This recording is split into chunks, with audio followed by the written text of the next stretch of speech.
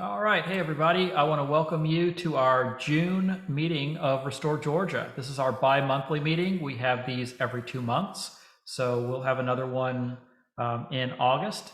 But you all are here for the June meeting, and I want to welcome you. I'm Brendan Spar, and you'll be hearing a little bit later from our managing director, Bill Paul. I'm the executive director. Bill helps me out with the constituent services side of the house.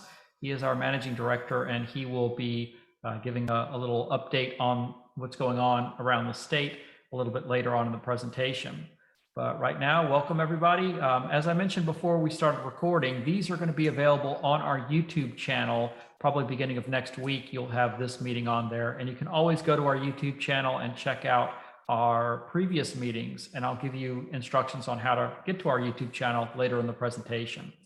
So for anyone new to Restore Georgia, we are all volunteer. We're a grassroots, all volunteer nonprofit. We are 501c3, so any contributions made to Restore Georgia are 501c3 tax deductible. Our responsibilities are we advocate for change. We are going to try to influence positive change to the justice system around the registry and people convicted of sexual offenses in the state of Georgia. We are going to do that by educating the public, the legislature, supervising authorities, and anyone else who will listen on the facts versus the myths concerning the registry. We also advise registered persons and their families about recent legislative changes and available resources. We look to establish best practices for people to use when seeking employment, housing, or even petitioning for judicial relief. And we cooperate with the National Association for Rational Sexual Offense Laws, or NARSAL, to affect these changes. So you're going to hear all about these 5 topics here today on how we are working to achieve each one of those 5. So I'm going to start off with a NARSAL update. We are the state chapter of NARSAL here at Restore Georgia, and NARSAL has a lot of great things going on, one of which is happening this Saturday. That is going to be the Building Your Advocacy Toolkit. So you'll want to check out that webcast. It's going to be this Saturday from 11 a.m. to 6 p.m. There'll be a little bit of a break for lunch, so don't worry, you don't have to sit there for 7 hours. But it's going to be great to listen about how to tell your story and how it can be really effective to tell your story. You're going to hear several people tell their story first about reentry. So it's a look at registrant reentry is going to be the first half of the presentation. And then the second half of that presentation is going to be about advocacy, about how do you tell your story to the legislature or anyone who will listen to affect change. They're going to do some kind of role playing with storytelling. They're going to have breakout rooms. So you'll really have individual time with a moderator, kind of an improv moderator who is trained in doing this and telling stories and improvising on the spot. So like if you're going to a committee hearing and someone asks you a question about your story or your family member or yourself, you know how to respond. So they're going to do some role playing there, which should be great. It's $20. It's very affordable for a full day webcast and really to arm yourself on being a better advocate. You can sign up at that website, secure.narsal.org/webcast-signup. And I believe we also sent an email. So if you got the email about this event today, it's also in your email. You can just click on the link. So that's coming up this Saturday. Then coming up a little bit later in the year, in October, the 8th through 10th, that's a Friday, Saturday, Sunday, is going to be NARSAL's annual conference. And that's taking place in Houston. The speakers right now are lined up: Paul Dubling, Emily Horowitz, Jill Levinson, David Singleton, and Mary Sue Molnar.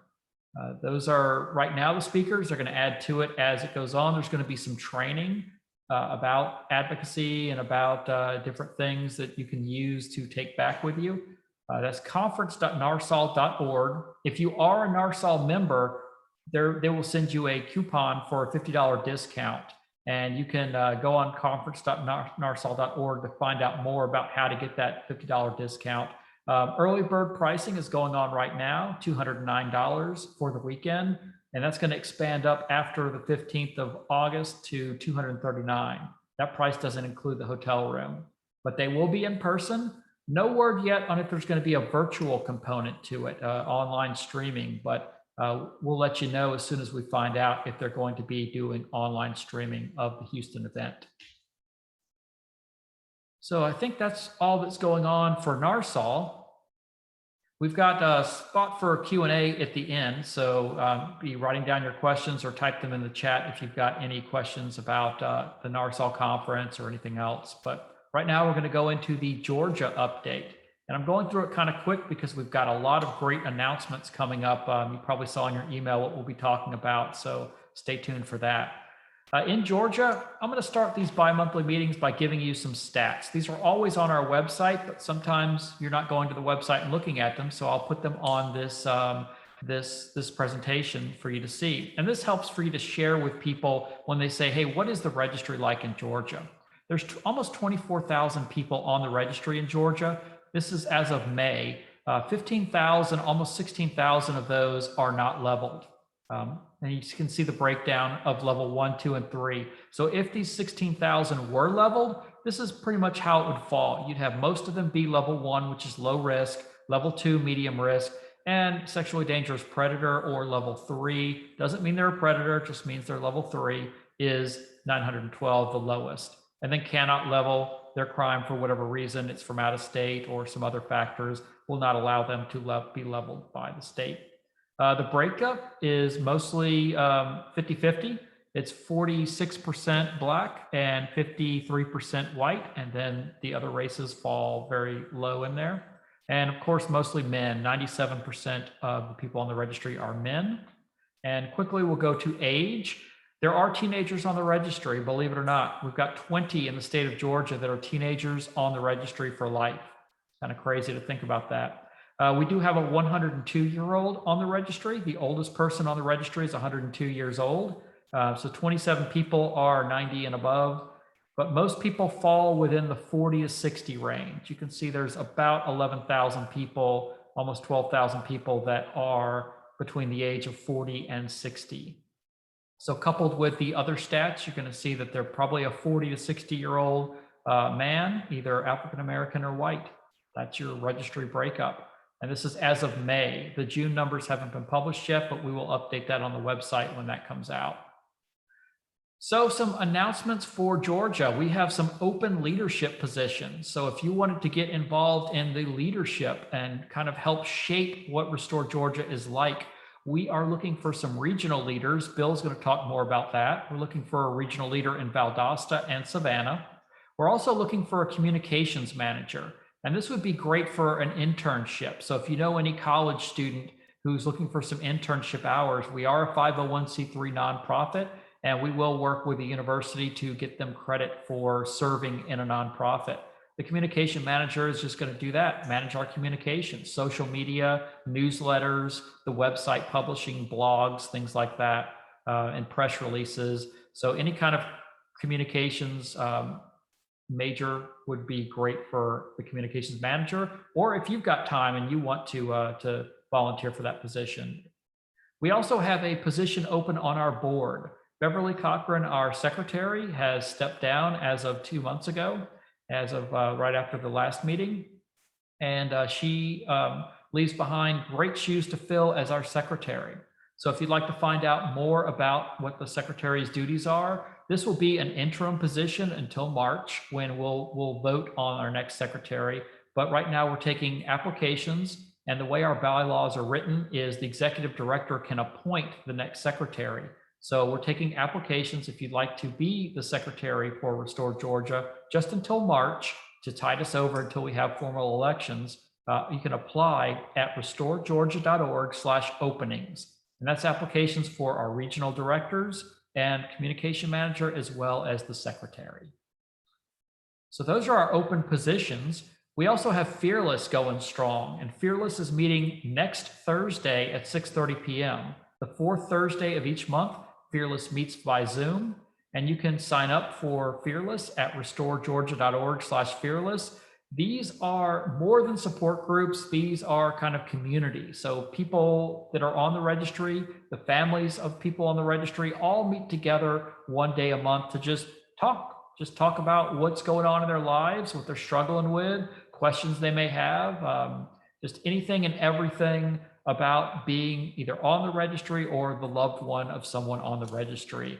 It's really great. We get about between 6 and a dozen people on, which is really a great number. That's where you want to be, because you get that individual sharing time. If we had 100 people on, 50 people on, you really wouldn't get to share your story and talk, individually about what's going on in your life that month.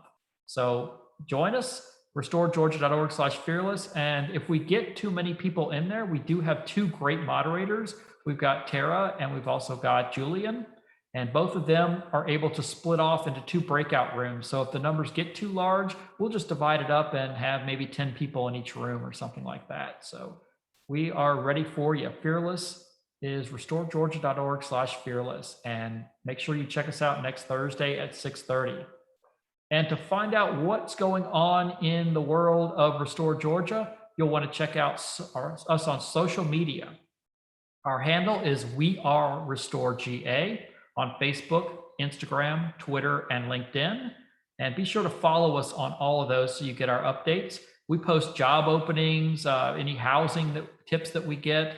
We anything that people are posting about that. We also post from other reentry organizations. So if there's a job fair or something coming up, we will retweet it and repost it on We Are Restore Georgia.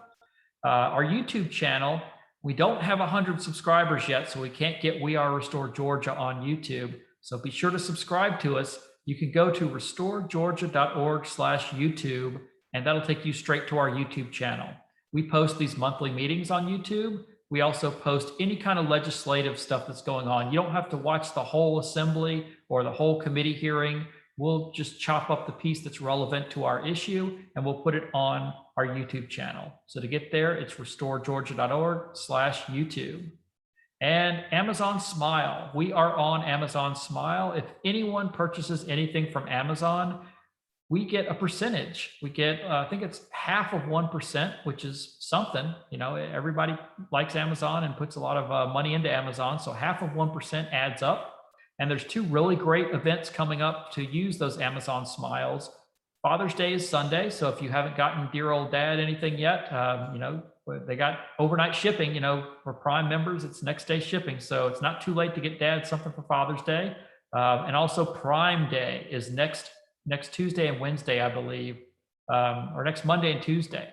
That's going to be Prime Day, where they're going to have all kinds of bargains and deals. And if you're taking advantage of those bargains and deals, make sure that you're using smile.amazon.com. And when you go there, it's going to say, what charity do you want to sign up with? And just type Restore Georgia in there and you'll find us and you'll be able to donate at no cost to you. We'll get, just like, the grocery store, when you scan your card and they give a percentage to the schools or whatever, we get a percentage of Amazon will donate to us. And that helps with our operating costs for Restore Georgia. So now we'll go over to Bill, who's going to give us a regional update. So Bill, take it away. And I'll ask you to unmute. I muted you earlier. Are we set now? We are. Okay. I'll make this fairly brief because Brendan's got so many good things to get into tonight, but I want to talk just for a second about some things we're doing. First, about our association with organizations outside of our own. We attend each, and it's important that we do that because everything we're doing in that regard really is impacting constituents. We attend the monthly meeting of the SORB, the Sexual Offender Registration Review Board. In fact, there was one yesterday I attended. We're a member of ATSA, the Association for the Treatment of Sexual Abusers, as well as GATSA. We attend or sit in on the state bars and parole meetings each month. So, we're active in those areas. Being involved in those organizations, it is time consuming, but it helps us stay on top of what's going on as far as policy and what changes are coming that may ultimately affect our constituents. It also lets these organizations know that Restore Georgia is involved. We're concerned, we're there, and we're listening to what they have to say. So I think it's important that we are in these organizations. The other thing we're doing is really working hard to develop some external affiliations and working relationship with other advocacy organizations that are working in criminal justice. Our primary focus of those that we're working with are specifically on reentry issues. We just cannot handle everything that needs to be done from a reentry standpoint. There are organizations out there that's their specialty. That's what they focus on.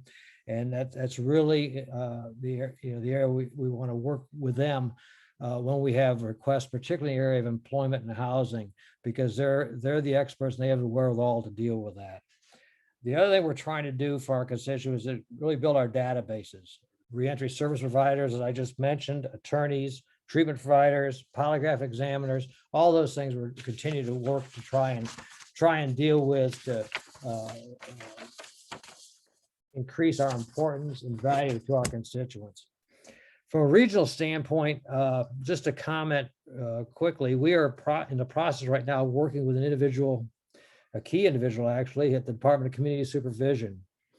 We're working to hopefully develop a strategy and working relationship with all the DCS community coordinators throughout the state.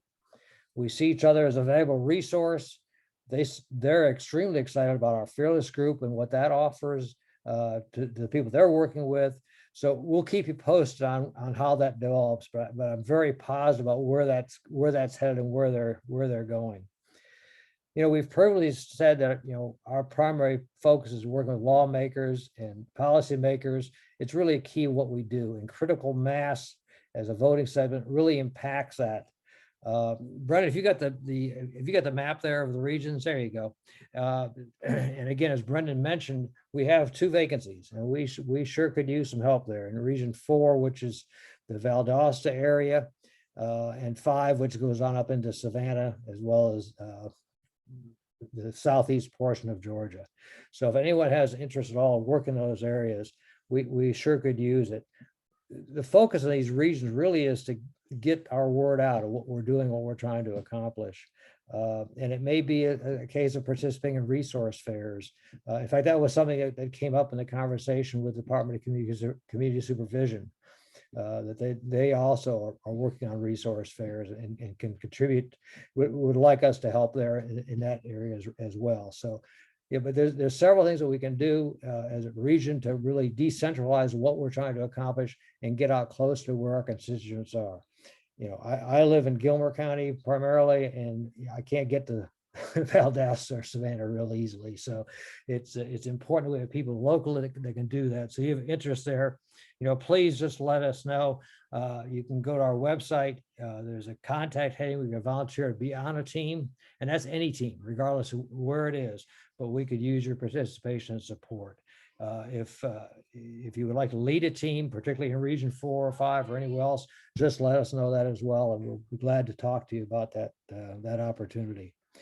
As far as volunteering is concerned, Brett has popped a slide in, and we are in need of volunteering. He mentioned earlier that we were looking for a secretary for the board, communications managers and so forth, but we also need volunteers to help us with data entry, responding to constituents. We get calls daily from constituents around the state looking for direction, looking for help, and we're trying to respond really immediately to their request.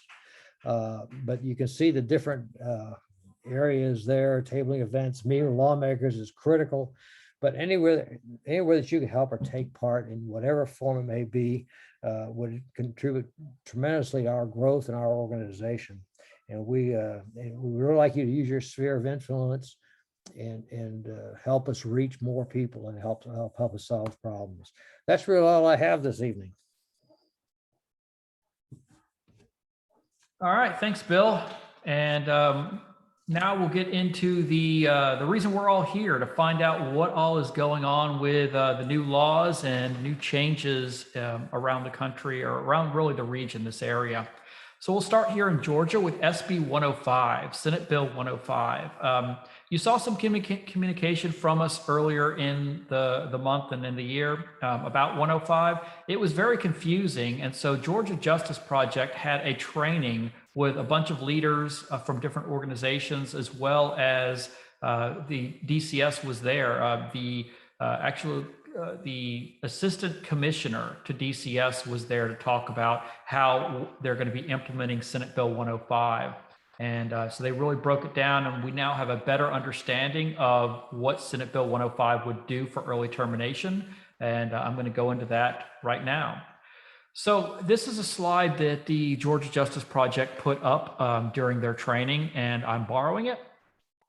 Before, you could get a bid date, but really people on the registry did not qualify, or people with sexual offenses didn't qualify for that bid date. That was for people that were sentenced to straight probation or no more than 12 months with no prior felony convictions. There were only a few qualifying offenses for that bid date. And even if you qualified for that bid date, they weren't giving them out. I mean, they had thousands of people that were eligible, and I think only a couple hundred actually got the bid date. So that's why Senate Bill 105 came about. It's really a shame on you for the powers that be that they weren't giving bid dates. So the legislature acted. And now it's opened it wide open. So if they would have been honoring the bid dates, there wouldn't have been this big uproar. But it's a good thing they weren't, because now we've opened it wide open. So what's happening now? Early termination you're eligible for it. Everybody is eligible for early termination at this point. Just what degree of automation will you fall into?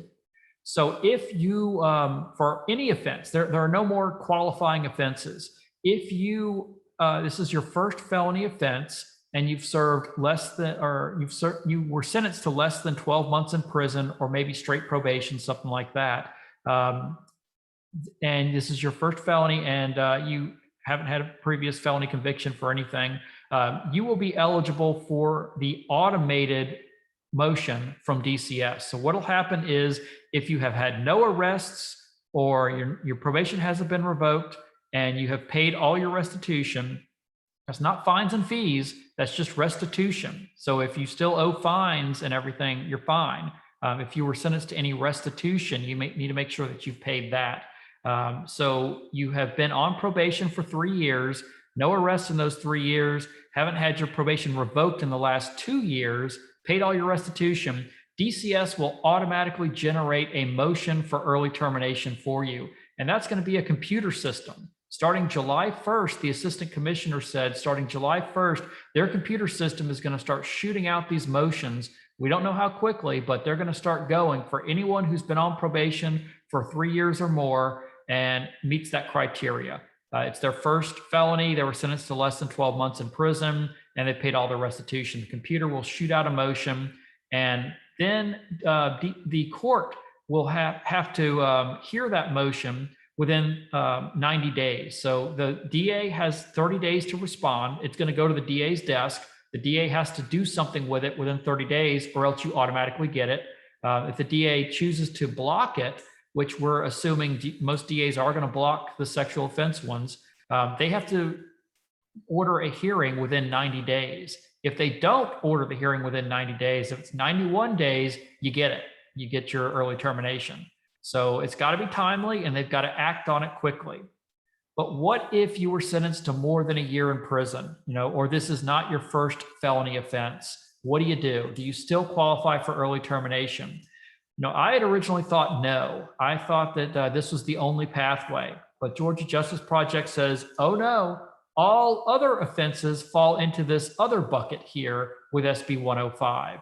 What happens there is DCS will recommend that you come off of probation, and we're going to talk about that in just a second. So right now, the automatic thing happens for people that were sentenced to less than 12 months, and it's their first offense, but there is a path for everyone else. So here's the everyone else. What's happening is DCS now must give a progress report on you after 3 years. So this is new. They were supposed to be doing progress reports to the court and everything, and it really wasn't happening. Now this is state mandated. DCS, your probation officer, has to submit a written progress report after 3 years. That progress report has to say, have you been arrested? Have you had your probation revoked in the last 24 months? And have you paid all your restitution? And they can recommend in that progress report that DCS submit an order to terminate your probation. So that's a conversation you need to have with your probation officer. If you're currently on probation and you've been on it for more than 3 years, you need to remind them that Senate Bill 105 has changed the game. Have they submitted your progress report? about not being arrested and not having your probation revoked, and that you've paid all your restitution. And hey, would they mind recommending the order to terminate for you? It's in the law, they can do it. If they say, no, I'm not comfortable with that, they have to do this report annually after 3 years. So on the 4th year, you ask them again, hey, it's been another year. Would you mind submitting the order to terminate now? And if they keep saying no, no, no, you can pursue early termination on your own. Now, this is where you're going to have to get an attorney and have the attorney pursue it for you. The other things that I mentioned with probation officers submitting the order or the computer system submitting the order, you don't have to do anything. You just let it ride. And you'll probably get off of probation early just automatically. But if you've got a probation officer that's not wanting to submit that request, or you don't fall into the 105 automated thing with the computer system, you can go on your own at any point in your sentence now to request early termination. If you meet those things, 3 years, not revoked within 2, and you paid all your restitution, you can request it at any point after that. So 3 years, 4 years, whenever you want. And that hearing must be set within 90 days of submitting your motion. So I really recommend you seek an attorney to do that. Don't go out on your own, because you got the whole state of Georgia against you. That prosecutor is going to come down on you with all the might and all the resources of the state of Georgia, and her legal background, her legal degree, his legal degree, and they are going to come at you with everything they got to stop this. You may have a nice court that grants it, without contending, but I really think they're going to come after you. So you need an attorney. We can help provide referrals to good attorneys around the state. So if you are thinking about doing this and you are unsure on who to use as an attorney, we've got a couple. I recommend using an attorney that is in your county. Don't go out of county for something like this. It's a lot more expensive if the attorney has to travel. So use an attorney in your county. And if you're unsure of who to use, get with us. You can go to our contact page and send us an email, and we can give you a referral.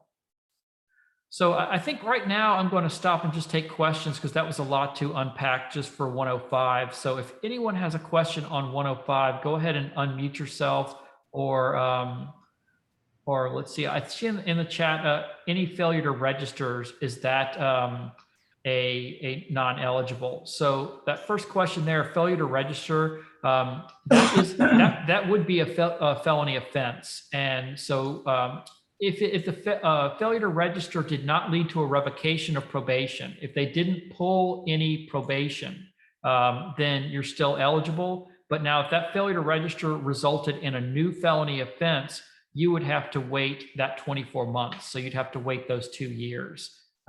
So the failure to register, if they just put you back on probation, they kind of waived the failure to register and said, look, we're going to give you 30 days in jail. We're not going to revoke any of your, we're not going to send you to prison or anything. You would still qualify, and your time wouldn't have been suspended.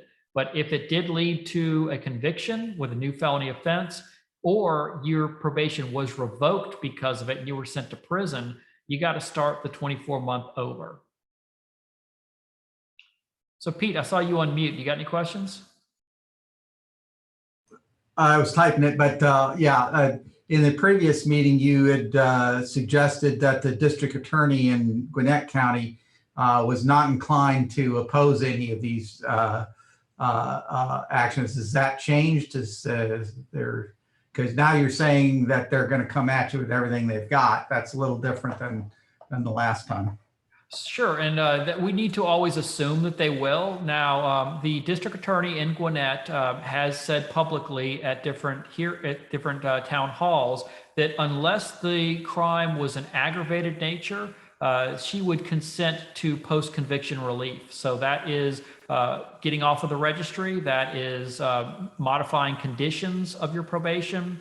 That's any post-conviction relief. Her district attorneys would consent to that and not fight it, as long as the crime was not aggravated. But that is, of course, what she's saying. We haven't actually seen it happen. So that's where if you've gone up against the district attorney and lost in your county, let us know. Let us know kind of how these district attorneys are behaving, because we could have the conversations with them. If the district attorney in Gwinnett, for instance, is not honoring what she's saying at the town halls, we need to have a conversation and ask why. Okay. Okay. Yeah. So no one's really gone through this process quite yet. That's right. This is so new. This just was signed into law on May 3rd, and the computer system isn't even set up yet. So the assistant commissioner said that the computer system won't be ready until July 1st to automatically send these out. But that doesn't stop you from submitting your motion on your own if you qualify. If you paid all your restitution, that's the key one, paying all your restitution and revocation free. If you've done all that and you've been on probation for 3 years or more, go ahead and file a motion. Okay. Good. Thank you. Okay, so we got I had a another question, Brandon, but I can Yeah. wait until some of the new new folks that just come in and join. I can wait for them to have their questions answered. Yeah, this one that you submitted in the chat looks like a good one for the end, just a general discussion. Okay. All right. If 'Cause there's I no actually other, found something out about Henry County we found out about that they Ah. don't abide by the rules like everybody else. So I wanted to share that with everybody. yeah, let's talk about that at the end. So Kevin Okay. just asked about the law becoming effective. It was actually effective on May the 3rd. It's retroactive. So anyone that was on probation for 3 years as of May 3rd, you can already go ahead. Several people have already gone ahead and submitted their motions as of May 3rd, in the month of May or even in the month of June, before this computer system rolls out. You're free to go ahead. It says at any point you can pursue your early termination now. So anytime after May 3rd, it applies. So it went into effect as soon as the governor signed it. And the petition would be presented in the county you were convicted in. Now, if you are on probation from another county, you're going to have to go back to your county that you were convicted in. If you're out of state, that's a weird one because you are actually going to need to be relieved from your convicting state. So Senate Bill 105 will not apply to you if you were sentenced, let's say, in Florida or in Alabama and you've moved to Georgia. Senate Bill 105 does not apply to you. You have to get early termination from the place you were sentenced. So if that's in Georgia, it's your sentencing county. If that's in another state, you got to go and abide by the rules of that state. Senate Bill 105 will only help you if you were sentenced in the state of Georgia. All right, we're going to move on to this South Carolina Supreme Court ruling that happened earlier this month. What had happened in South Carolina is this gentleman, Mr. Powell, was arrested in a police sting back in 2008. In 2009, he did what most of us do, what most people on the registry do. He had a plea deal, and in his plea deal, it was pretty sweet, to be honest, with this police sting thing. He got 2 years in prison and 1 year of probation. That's all he got. It was 2 years in prison, 1 year of probation, and then he was off paper after 3 years. But the problem was he had a lifetime of registration. So really, as we all know, his sentence never ended. So after sitting there for about 7 years from his conviction, Mr. Powell decided that, no, this isn't right. I shouldn't be punished for the rest of my life. So he filed a petition with the court claiming that SORA, the national registry law, doesn't permit the publication of the registry on the internet, and it doesn't allow for lifetime duration on the registry. And he said it was excessive punishment in violation of the 8th Amendment, and it's also in violation of South Carolina's Constitution, Article 1, Section 15. So he argued that, and of course, all the lower courts said, no, you're wrong, we can do whatever we want to do. So it bubbled all the way to the South Carolina Supreme Court, and last week or 2 weeks ago, they ruled on this, and they had some pretty interesting things to say. So up until this point, South Carolina's registry was life. Everybody got life if you had a sexual offense, and it had no tiers. So there was no way to get removed from it unless your sentence was overturned, unless you for some reason had your sentence vacated or sealed or whatever, which is so rare for that to happen. So no one was really getting off the registry. But on June 9th, the Supreme Court demanded that the General Assembly of South Carolina meet to change their registry laws to bring them in line with the other states around them, like Georgia, that has a pathway for registry removal. They immediately ordered that Mr. Powell be removed from the registry and gave a deadline of June 22nd, June of 2022, so June of next year, for the legislature to act. So that's pretty quick. What they want to do is they want to make sure that registrants are given their day in court for removal, that they can argue that they should be able to be removed. And this is for South Carolina. One interesting component is they rejected his argument that the registry being online is a violation of state law. They thought that that was okay for it to be online, a public registry. So that's going to remain, but the pathway to get off of it is where it's going to be opened up in South Carolina. So looking at that, what does that mean for Georgia? You can kind of see where the courts are thinking. They're moving to more of the registry's not forever. The registry shouldn't be life, and the registry shouldn't be for everyone. Even though they agree that the registry should be public, they're agreeing that it shouldn't be forever. It shouldn't be for life. So when we start thinking Georgia, right now, when you're sentenced, the registry's for life, but it doesn't have to be that way. There is a removal. We'd like to see an automated removal, kind of like this probation thing. Probation ends automatically after 3 years. Well, how about the registry end automatically after 5 or 10 years? Something like that. So we see it moving that way. We look at North Carolina as an example. So does anyone have a question of this South Carolina law or ruling, and what does it mean for Georgia? And you can go on our website, restoregeorgia.org, and there's a news story on there where you can read all about what this means. And they're going to be changing their law the next legislative session, so it'll be really interesting to see how the lawmakers deal with this one. Just hope Georgia doesn't try to do this lifetime registration thing. Well, there's some really great news I'm about to share that is going to really tie their hands and make it difficult for them, and even the legislature here in South Carolina, to make anything too crazy, because we have the new Uniform Penal Code that was just signed or just adopted by the American Law Institute. And that was just last week. This is just breaking news. So what's the American Law Institute? They're a group of legal authorities. So you're talking about the United States Court of Appeals, all 7 members from there, justices on the highest courts in California, Arizona, Texas, New Jersey. These are judges. These are the highest courts in the land. The judges sit on this American Law Institute.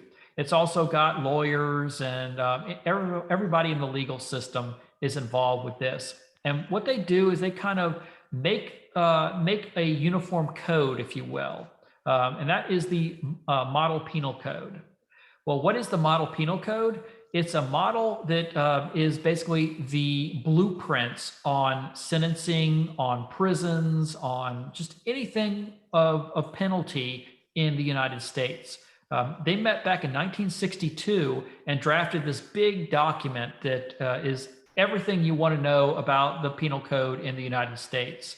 And it's not legally binding, but it's guidelines. So it's greatly influenced criminal courts in states and states have drawn from it. So you've got states that are citing this and when they're making laws.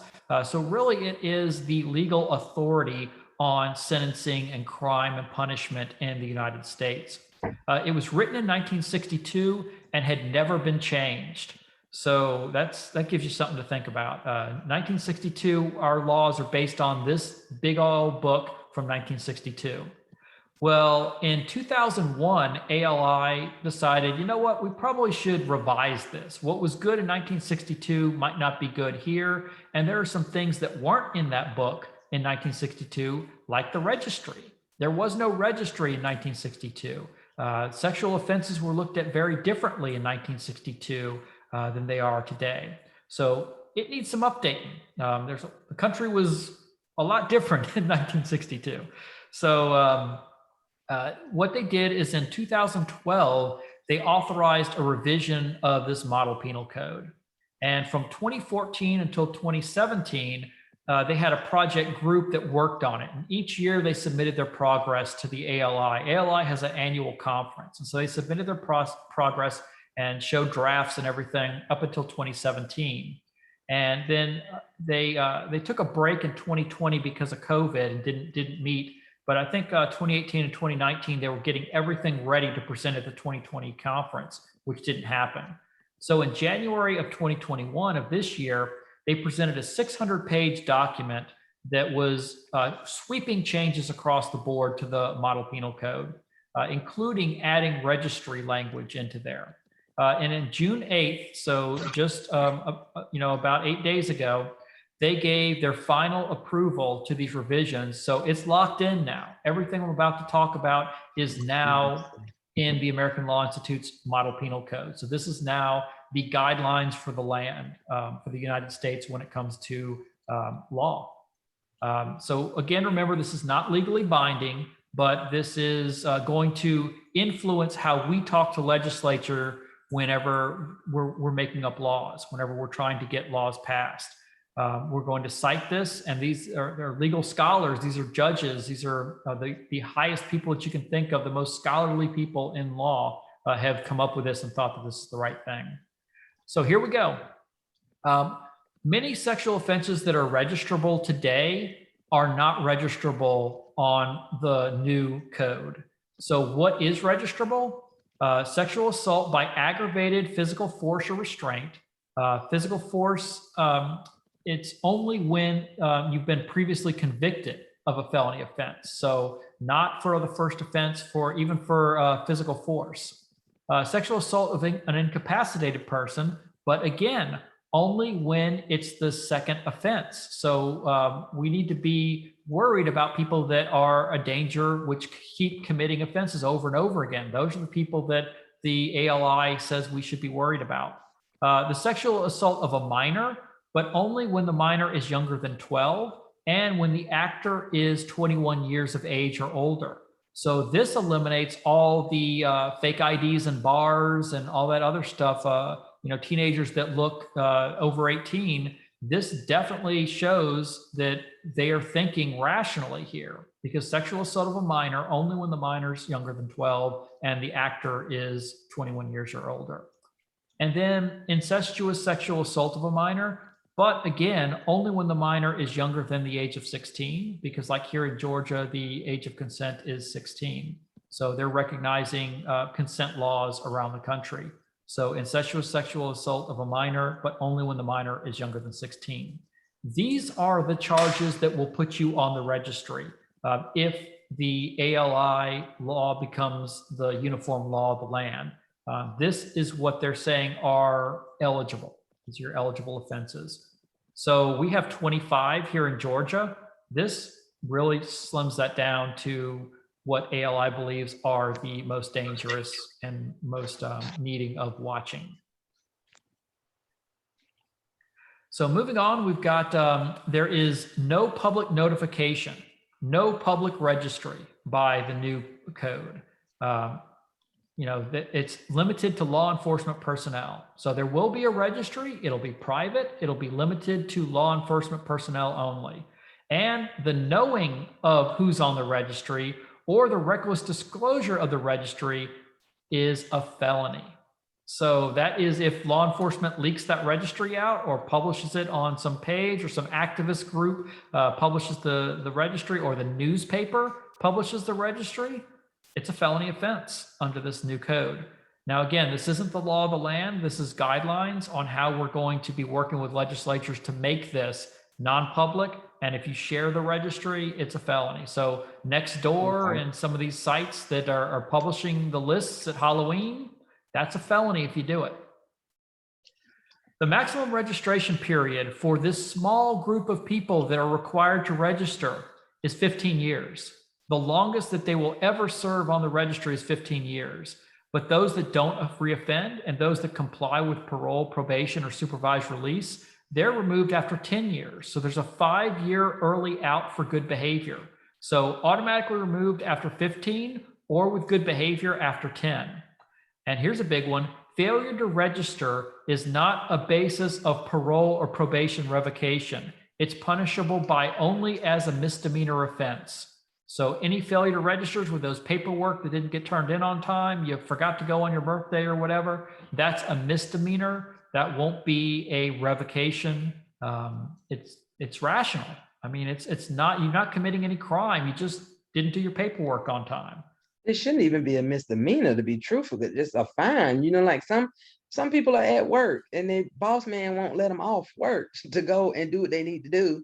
If you have a valid reason as to why you didn't show up and it's Friday or something like that, that should just be a fine. I mean, Well, misdemeanors can be just as heavy sometimes. and that's true, but misdemeanor courts are more likely to work with you and give you community service rather than jail Okay. time and stuff like that. There's a lot of stuff we can do. For misdemeanor court, you could serve Restore Georgia as your community service. We're a nonprofit. Felony, you can't. We got to be on the approved list, but we see that really opening up. Right now, a probation, failure to register is a minimum of 5 years. So, it's a felony offense with a minimum of 5 years, up to 30. The maximum on a failure to register is 30 years in prison. So this would drop it down to a misdemeanor. So I think that's a good step in the right direction. So location monitoring, ankle monitoring. So that is not okay anymore. You can't put ankle monitors on people that were convicted of sexual offenses. And the same thing goes with residency restrictions, access to schools, access to the internet. All that's no go under the new penal code. Judges could impose such restrictions as ankle monitoring, as residency restrictions, employment restrictions, or internet restrictions on your case. So while you're on paper, a judge can tell you to do whatever the judge tells you to do while you're on paper. And it's up to your attorney or you to negotiate that plea. So a judge can sentence you to anything, but the judge in no way can require public notification as part of your sentence. So that's something. The judge can order you to be on ankle monitor or have residency restrictions, but the judge cannot make you go on a public registry according to this new code. And any kind of mandatory restrictions on employment are no go either. So this is just residency restrictions. It's saying mandatory restrictions on employment. Nobody can put employment restrictions on you. So you can, and if you are currently subject to them, you can petition a court for relief from the employment bar. So that's, again, you can't do this today, but this is, if you're writing law, this is what they want you to put in the law, that if you are currently subject retroactively to an employment restriction, you can go ahead and petition immediately for relief. But a judge can't put residency restrictions or internet restrictions on your sentence. But once you're off paper, there are no residency restrictions or access to schools or the internet as part of the registry. So that's all for ALI. That was a lot to unpack. That's a lot of good stuff. So let's open it up for any questions or comments about this new penal code. You did have a question in the chat from Rajun Powers. Yeah, let's see. Oh, about who do you submit it to in your county? So again, seek legal advice from an attorney. I will tell you, in the law, it says anytime that you go to serve anyone for anything to do with your case, you need to serve the sheriff's office, you need to serve the district attorney, and you need to serve the judge. All three of those need to get a copy of your petition. And we have seen people have their petitions denied because they didn't serve the sheriff or they didn't serve the DA or whoever. If you are residing in a county because you moved here and you're looking for post-conviction relief, not Senate Bill 105, but you're looking to get off the registry, let's say, you submit it to the county you're living in. You submit it to the judge, the sheriff, and the DA in the county you're living in. If you are living in a different county, but you were sentenced in a Georgia county, you serve all of those to your sentencing court.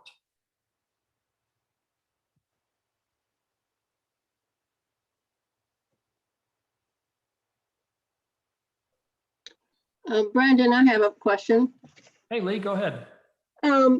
in the description of the American Law Institute recommendations, at the end, it says that they will be adopted, that these become official when they are adopted by the members, who can, and then consisting of the attorneys and so forth. Is that supposed to happen at any particular time, or how does that go? That happened on June 8th. So that is done. They proposed it at,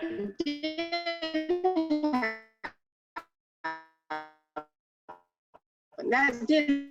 Oh, I lost my internet. yep, you're back. So right here, I've got right here the timeline of what happened. So January 22nd, they submitted their draft for review, and they have an annual conference. And that conference took place and concluded on June 8th. And the membership all voted and approved and adopted the entire 600-page report. It wasn't 600 pages on the registry, but we had a good chunk of it, and they adopted everything. Okay, all right. Sorry, I missed that. Yep, so that is now the guidelines of the land. It's not the law of the land. But if you look at the laws that were written, they all refer to that 1962 document. And so now that document has changed. It's got specific language about how, if you were going to make a registry, how do you make it? Unfortunately, the registry is already made, but now we can go back in and recraft it and cite this. What we're going to need, though, is help from our partners like Georgia Justice Project and Southern Center for Human Rights to say, come on, let's get with the program. We don't need Georgia to be at 1962. Yeah. That was my next question. What do we got to do to make that law? Yeah, unfortunately, we don't have attorneys on staff. Lawmakers don't write their own bills. That's one thing, you know, if you watch Schoolhouse Rock and how does a bill get made, one thing they leave out is we all assume that our lawmakers are these really smart people, really smart people that can write really good laws and everything. They don't. An attorney writes it for them. A great legal mind writes it for them. Like the citizens arrest law, I'll just go ahead and say that. Marissa McCall Dodson, who has recently passed, she was instrumental in crafting that citizens arrest law. She isn't a legislator, but she was a great mind and was able to craft a law together. We don't have any attorneys like Marissa on staff, but Georgia Justice Project and Southern Center do. So that is where we need to partner with our other groups and advocate inside of those groups to say, hey, could you help us out here? Georgia Justice Project wrote Senate Bill 105. So that's to show you, you know, how these laws get made. Unfortunately, we don't have the budget right now to hire an attorney to help us write legislation. That's kind of the dream of the organization, is to get, North Carolina does. They've got Paul Dubling, NARSAL's attorney, is in North Carolina. He's on staff with North Carolina RSAL. So if we could have a Paul Dubling like on our staff, we could write some legislation. I know in North Carolina, they have passed recently a law that is an automated form to get off the registry. So they've got an automated process to get someone off the registry that doesn't involve an attorney. It's kind of, you fill out a form, you send it in, and it does everything for you. So it's pretty automatic. And Paul Dubling helped them write that law. So we need attorneys to help us write stuff. North Carolina is doing pretty good. There still is some bad things about North Carolina. You can't go to church in North Carolina. It is against the law to go to church in North Carolina. It's against the law to go to a library in North Carolina. Any kind of library, even a law library, it is against the law to step foot in a library in North Carolina. So it's not all roses. Any other questions about anything? This is kind of open mic right now. Well, I've got another question, but this is about mandatory minimums, which is about the sentencing.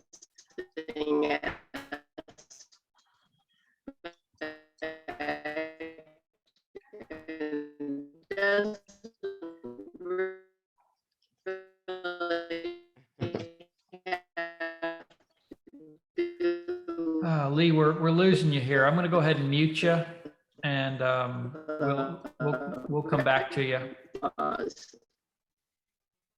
Yeah, And you were just saying that. Yeah. So, Yeah, I broke up real bad. yep. So she was breaking up. Leo, if you Um, could type your question in the chat, that would probably be better. Can we get my question in before we get off about Yeah, the let's go ahead.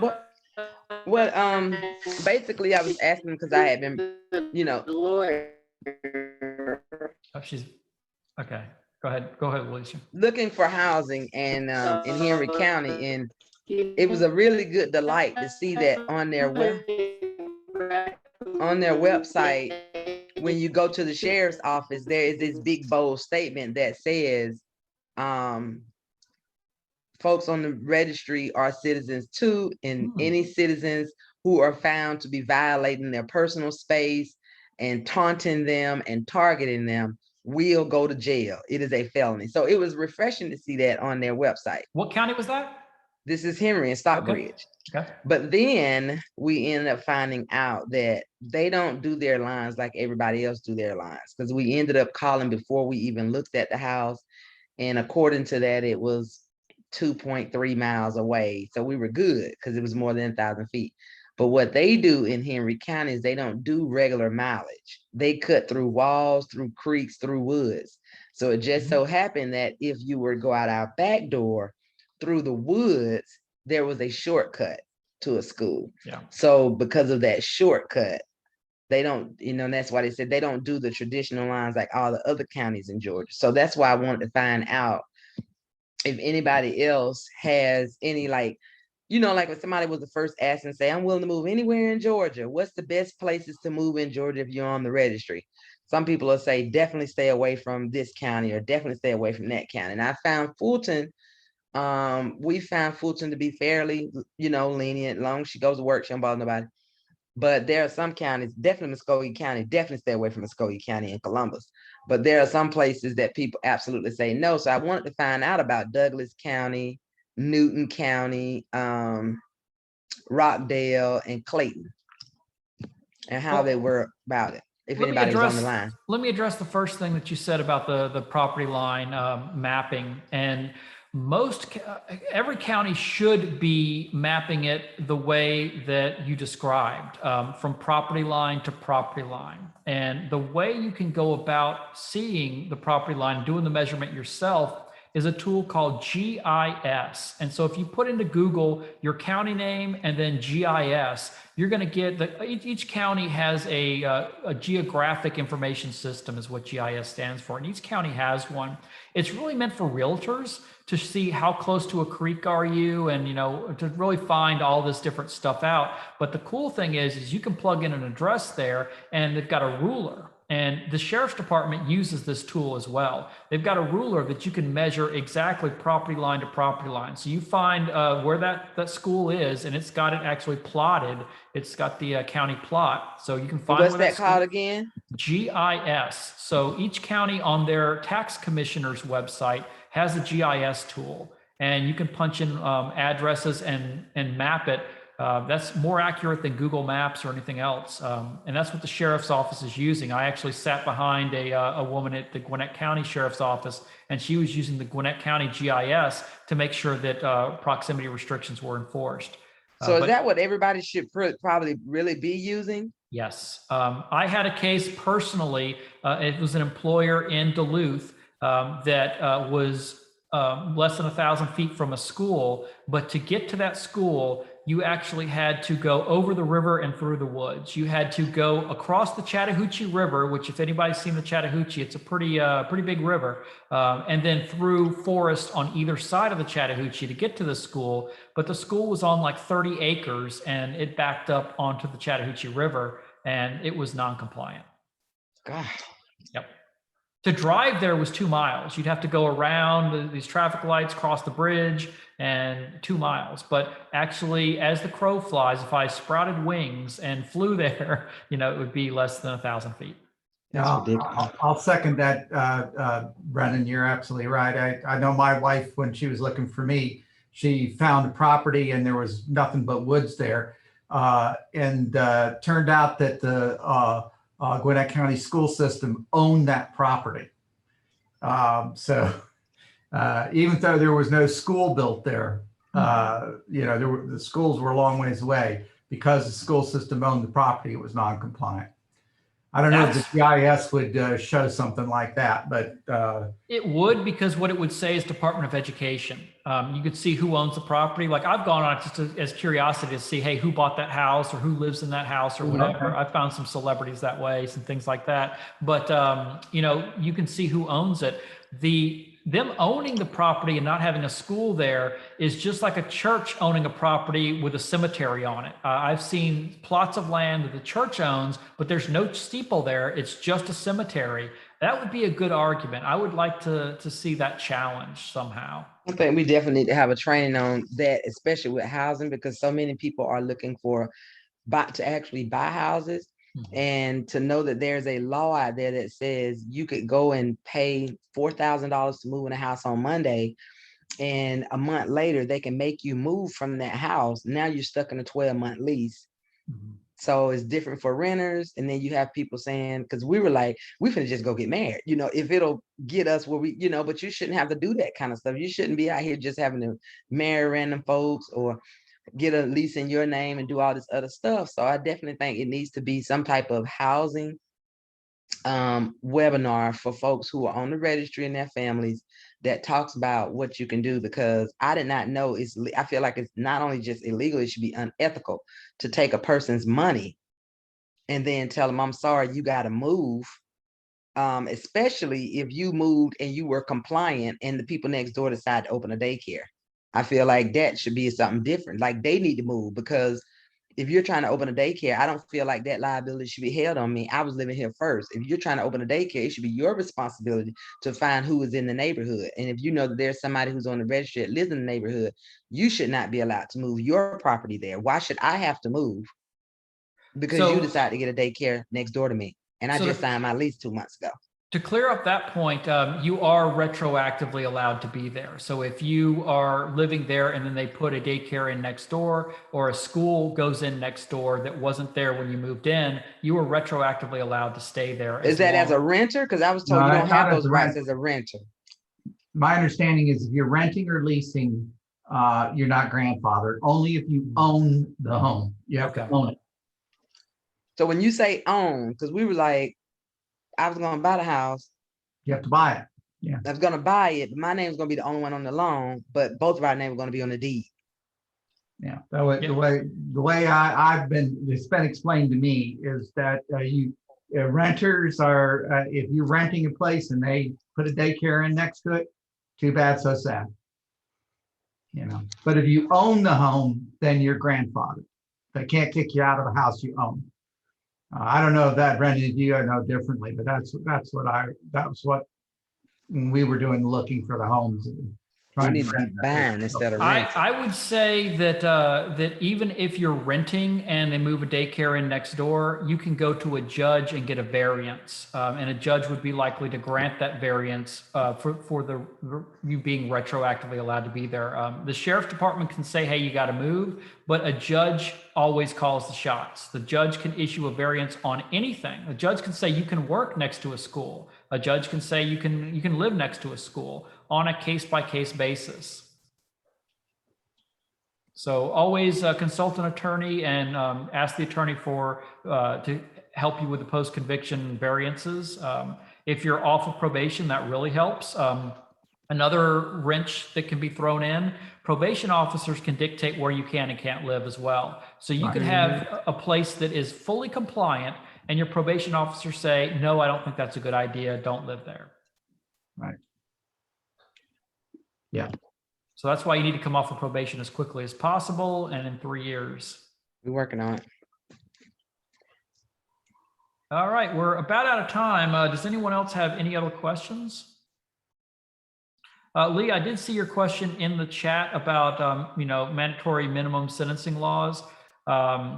So that is something that's like sweeping across the board, tying judges' hands. There shouldn't be any mandatory anything. Everything should be case by case because every case is different. As far as writing legislation, all you can really do at this point is kind of watch what's coming out. And if there's any changes to the mandatory minimums, like House Bill 194, You should be watching that one. That's a mandatory minimum sentencing law. You should be advocating against that, showing up and arguing why it's not a good idea. Actually writing legislation to undo mandatory minimums, that's something that, we're looking to get an attorney, but of course that takes money.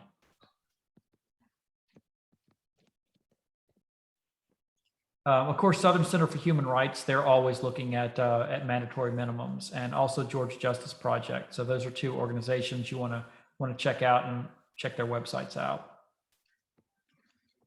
And I did drop the chat in the link, in the chat for Fearless meeting next Thursday at 6:30. I put that registration link in there. I put the link in there for anybody who's on the line. I don't know if they did join because of the email I sent out earlier, but anybody who wants to be added to the resources now to do an application for jobs or housing. And then I just lastly dropped, since you mentioned about legislation that we oppose, I dropped that link in the chat as well.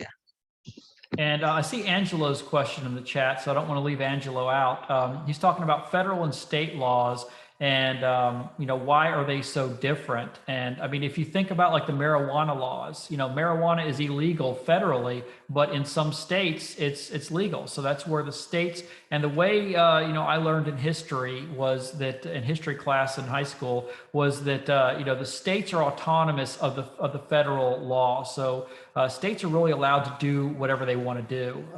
There are some federal laws that are guidelines, and you could get in trouble with the feds for the marijuana thing. So if you're shipping marijuana across state lines, for instance, but you're living in Colorado, the state of Colorado doesn't care, but the federal government does care. So some stuff like SORNA, SORNA's got the law of the land for the registry, but that's more of guidelines and things like that. And they kind of dictate like traveling out of the country. So your international Megan's law and stuff, that's going above the state. So that's when you're leaving the country and doing things that the federal government would come in and play for. But really the states can do whatever they want. And what it will bubble up to is you go to the state Supreme Court, like in South Carolina. If Mr. Powell would have lost at the state Supreme Court, he could have gone to the US Supreme Court and then had it ruled unconstitutional. And then that would have reset it. But yeah, the states are pretty much autonomous. Pardon me, Brendan, but that wasn't my question. Go ahead. It said, if we're under federal and state laws, how can each county interpret them or tweak them any way they like? Like, what I'm going through in Cobb, and seems like Gwinnett is a lot better. So really, the law is the law until you break it. And, law enforcement can break the law just like we can break the law. So it is the law of the land, but it's up to interpretation of whoever is enforcing it.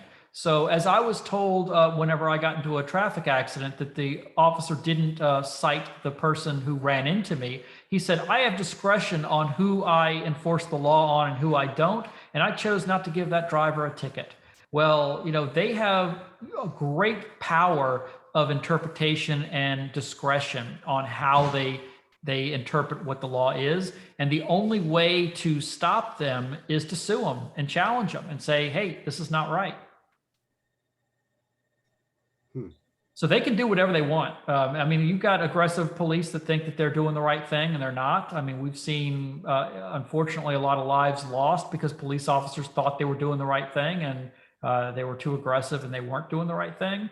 But the way you influence that and influence change is you take them to task. Like in Cobb County, we're looking to get enough people to join a class action lawsuit to stop the sheriff. And now, Angela, I'm going to ask you, since you're on here, is that still happening? Is the sheriff's office still coming by regularly and at night?